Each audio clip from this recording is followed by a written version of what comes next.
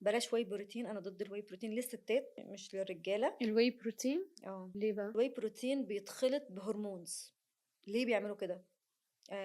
الواي بروتين عموما في شركات عليها رقابه عاليه جدا، دي اللي جايه من بره المستورده الغاليه، وفي انواع معموله تحت السلم.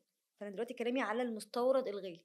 مين الكاتيجوري الاعلى في الدنيا اللي بتلعب رياضه وعايز تاخد واي بروتين، ستات ولا رجاله؟ الرجال. تفتكري رجال، عشان تبني عضل، تبرز عضل.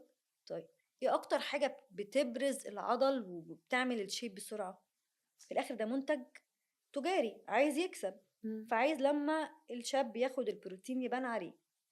فانواع كتير بتتخلط بهرمونز، هرمون ذكوره. يعني انا من الناس كنت باخد دايما واي بروتين وكنت بجيب انضف نوع، وكنت طول الوقت بعاني من برد، عندي مشاكل صحيه، دخلت في مشكله صحيه كبيره. فعن تجربه، آه محتاجين نستبدل كل ما هو صناعي باللي ربنا خلقه في الطبيعه.